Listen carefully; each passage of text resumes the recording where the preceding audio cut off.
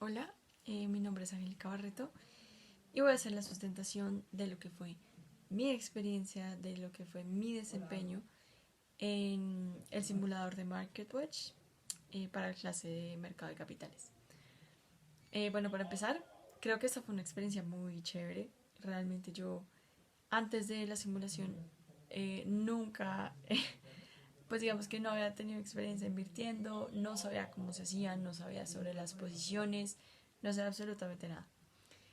Sí me llamaba muchísimo la atención, pero digamos que nunca me había animado porque me daba mucho miedo perder plata, de pronto que no supiera y si terminara gastando todo, entonces realmente pues no, pues como que nunca había dado ese paso. Entonces esta simulación fue como ese primer saltico, esa primera introducción que di y realmente fue bastante chévere. Creo que aprendí un montón y seguramente lo volveré a hacer y creo que me interesaría mucho aprender del tema para empezar a hacerlo ya, o pues para empezar a aplicar todo en la vida real y pues poder invertir con plata ya de verdad. Bueno, pues para mí esta simulación empezó como un juego de adivinanzas. Es basado en lo que ocurría en mi entorno, básicamente todas las noticias que leía, lo que comentaban mis compañeros y también pues mi vago conocimiento de lo que es administrar un portafolio, participar en el mercado de valores. Bueno, recuerdo que mi primera inversión, lo primero que yo pensé fue pandemia. Entonces, básicamente me puse fue a leer noticias sobre cómo estaba evolucionando la pandemia, qué decía la OMS, qué decían los noticieros aquí locales, qué decían los noticieros a nivel internacional. Y lo primero que me di cuenta es que para ese entonces, para principios de noviembre, la variable delta estaba ganando mucho terreno en todo lo que era Europa y Estados Unidos. Básicamente, con este avance o con esta evolución de la variante, de todo lo que tiene que ver con el virus, eh, empezó a preocupar a muchos gobiernos a nivel mundial y la OMS lanzó unas declaraciones en las que reforzaba la necesidad de agilizar o digamos que acelerar los planes de vacunación de todos los países y asimismo reforzó la noción de que se requería una tercera dosis. Entonces digamos que analizando un poquito el entorno mundial, las declaraciones de la OMS, lo que decían los medios de comunicación, digamos que mi primer pensamiento fue invirtamos en Pfizer o en cualquier otra farmacéutica. Digamos que mi primer pensamiento estuvo en Pfizer, pues creo yo porque es la más conocida, sobre la que yo tengo mayor conocimiento, y yo dije, no, esa es. Aparte porque hacía poco leí que venía desarrollando una píldora para tratar el COVID-19, pero pues digamos que ya de una manera oral, no de una manera tan invasiva como lo es una vacuna. Entonces, me puse a investigar sobre distintas farmacéuticas porque yo dije como, oiga, ¿qué tal que Pfizer no sea la, digamos que la mejor farmacéutica para invertir? Entonces fue cuando empecé a ver como el rendimiento histórico del precio de la acción de Pfizer comparado con el de Moderna, con el de Johnson Johnson, el de AstraZeneca.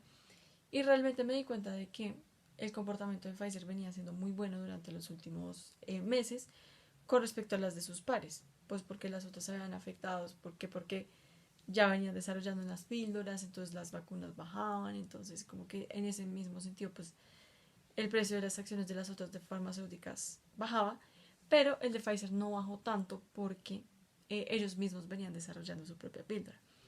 Entonces esto me motivó como a hacer mi primera inversión. Entonces invertí muy poco, realmente empecé invirtiendo como $1,500, justamente por ese miedo de empezar a invertir. Entonces, bueno, nada, los invertí. Y al cabo de esa primera semana o la segunda semana, sale una noticia de que Pfizer, de hecho, la píldora que venía desarrollando Pfizer, reducía hasta en un 89% las posibilidades de hospitalización y muerte de adultos a causa del COVID-19. Entonces esto fue súper positivo porque la acción se disparó y pues digamos que me generó mis primeras ganancias, que pues fue muy bueno. Entonces digamos todo este avance de la pandemia durante lo que duró el juego me ayudó muchísimo a lo que invertí en Pfizer, pues progresivamente fui invirtiendo un poquito más, un poquito más. Y esta fue la acción que yo creo que siempre estuvo en verde en mi portafolio y que siempre me generó ganancias. Realmente creo que fue como la más estable. Entonces fue una buena decisión. Ahora, eh, bueno, para unos días después, que a la segunda semana del juego, el presidente de los Estados Unidos, Joe Biden, anunció que pues eh, iba a levantar las restricciones de viajes a los Estados Unidos. Básicamente, ellos habían cerrado sus fronteras venían, o sea, sus fronteras habían estado cerradas por un periodo como de 20 meses y el presidente Biden dijo, no, hasta hoy, 8 de noviembre, van las restricciones, hoy se levanta todo. Entonces, básicamente con esto empezaron a especular los medios, que entonces no, que se van a disparar los viajes, que entonces va a haber un flujo de pasajeros bastante grande, se pronostica que ingresen muchos turistas a los Estados Unidos incluso antes del periodo de vacaciones. Y en este sentido salen los informes de las aerolíneas, que no, que los turistas empezaron a reservar muchos vuelos a Estados Unidos, que la búsqueda de los vuelos hacia Estados Unidos se cuadruplicó, que se pronostica una alta demanda de vuelos pues, a nivel mundial. Entonces, claro, análisis digamos que algunos analistas que justamente participan en todo lo que son acciones, inversiones, empezaron a comentar de que era muy factible de que las acciones de American Airlines, Delta, cadenas hoteleras, cadenas de cruceros, que el precio de esas acciones empezara a aumentar.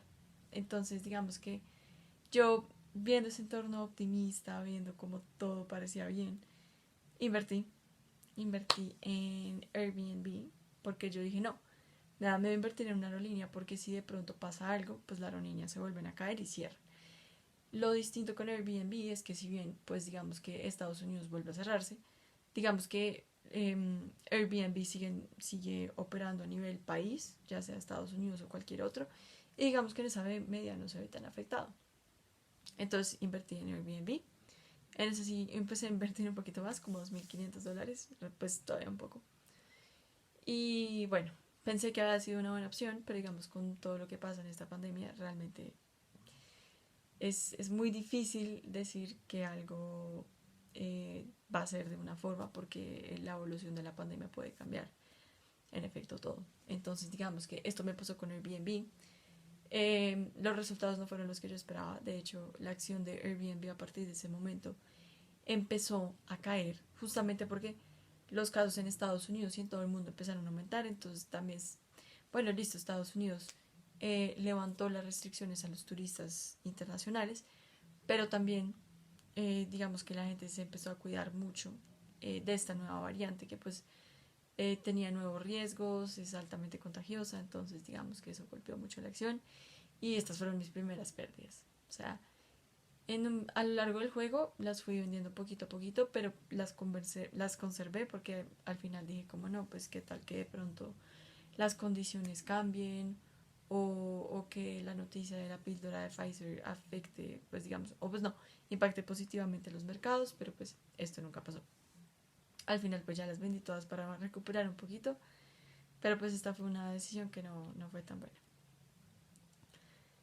Dos de mis jugadas, por el contrario, dos de mis jugadas más representativas fueron una posición corta que asumí con respecto a acciones de Disney y Coinbase.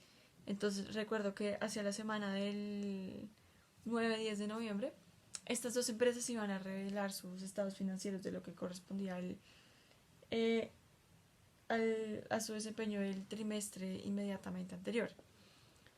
Entonces yo, antes de que las empresas, digamos que revelaran estos informes, yo me puse a hacer una investigación muy minuciosa de lo que se esperaba que fueran los resultados.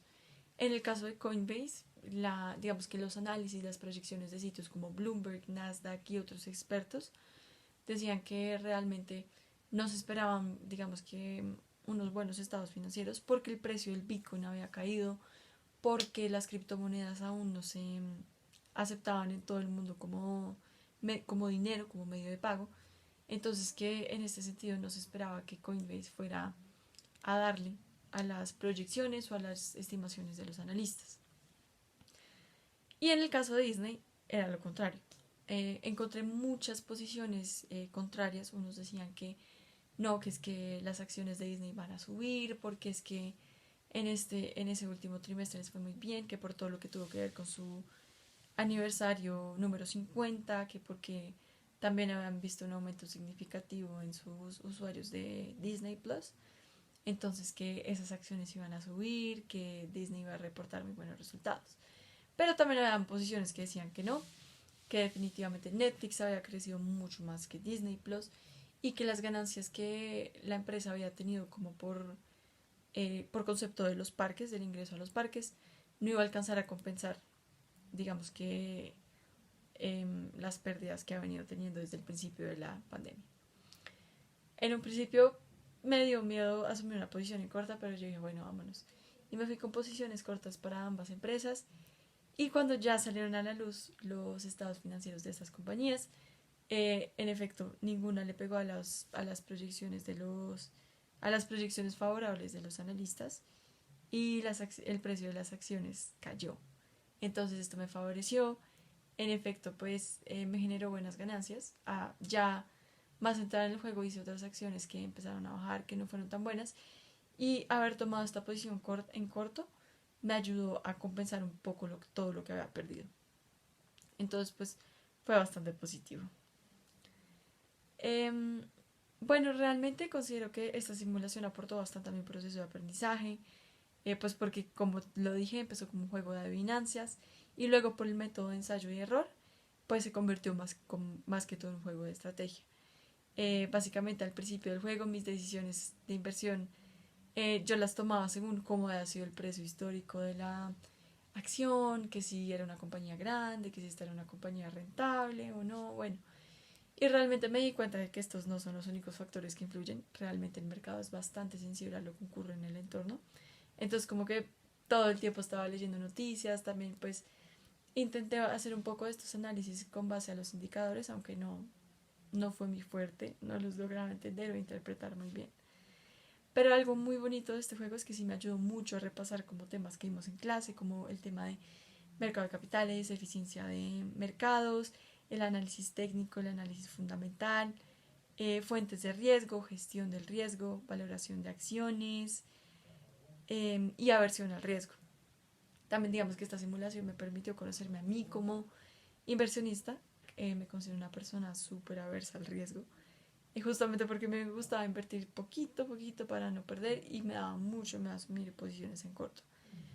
Ahora creo que esta fue una experiencia bastante positiva porque pude conocer ese perfil mío de inversor, pues como inversionista y pude conocer muchos conceptos que me ayudaron a forjar yo creo que un mejor criterio, siento que me falta por aprender, pero creo que fue un ejercicio muy positivo, creo que despertó mi interés por todo lo que tiene que ver con el mercado de capitales, con el mercado de valores, cómo invertir.